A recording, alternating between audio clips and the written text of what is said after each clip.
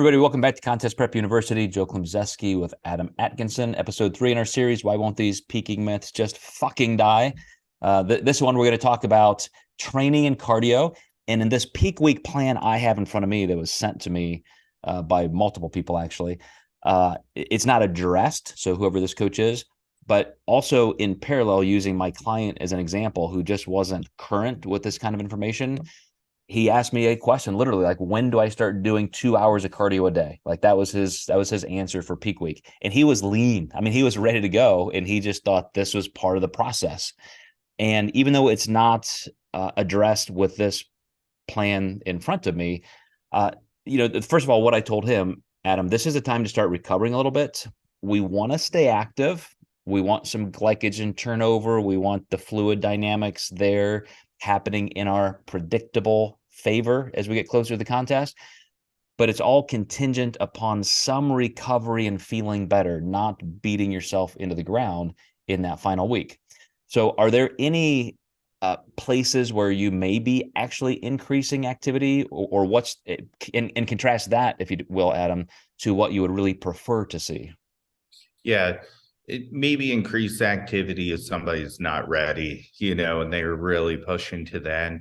But my clients in those situations kind of understand it's not really a peak week. And if you do that, you need to just as oppositely increase, rest and recovery later on in the week. Or maybe if cardio goes up super high, you're not training those days. Or, if you put a lot of effort in one way, you need to take away somewhere else, or maybe give more food. So ideally someone's ready many days out. And I see this a lot, just like in your client's case where he was ready, he was shredded, and some coach gives him 2 hours of cardio. It just makes no sense at all. Just also with the mineral balance and sustaining the physique, when you have such a high cortisol response, you now cause an aldosterone response because of all the exercise and hard cardio you're doing. And if you don't tap on enough variables for rest and recovery, your peak's going to be very hard to manage that week. Yeah, I think a lot of people ask that question because they anticipate the need for, quote, carb depletion. And, perhaps a lot of coaches are just used to playing from behind. And so they're suggesting more activity. Let's lose another half a pound of body fat.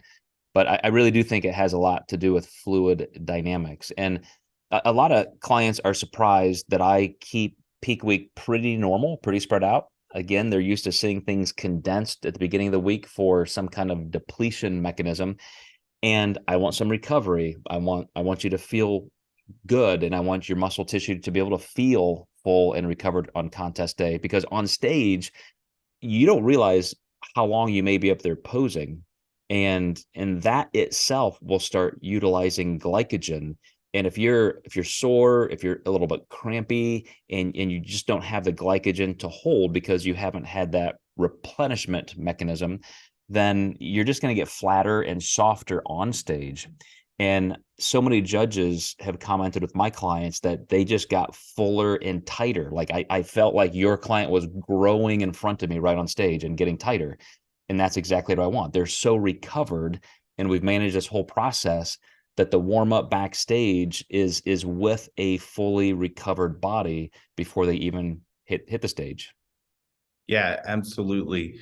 And I think people get into selling peak week plans versus, actually peak week coaching. And I think that's where our industry is really saturated. And I had a client this week, I sent her a peak week, and she freaked out because she didn't have show day food yet. There's some missing pieces that we're putting together.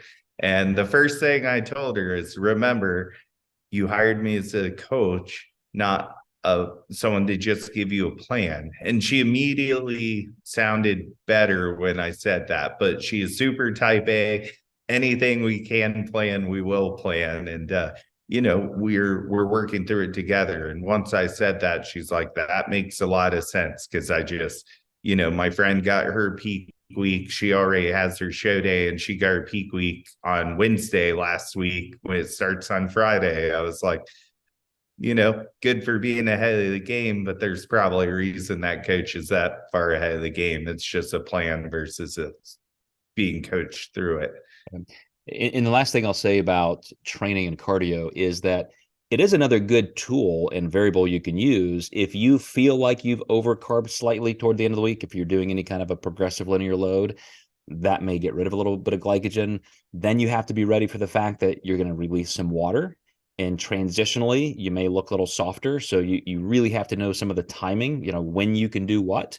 And then if you do start releasing more glycogen because you've added training a little bit and you're just trying to siphon off a little subcutaneous water or spillover, should you start replacing that glycogen on the other end once that has started so that you're not just getting flatter and softer? There are so many things that go to what you're describing here, Adam, in terms of coaching versus just here's a blanket plan. But we've got 2 more episodes in the series, and we're going to get into some really fine details. So I hope you guys stay with us.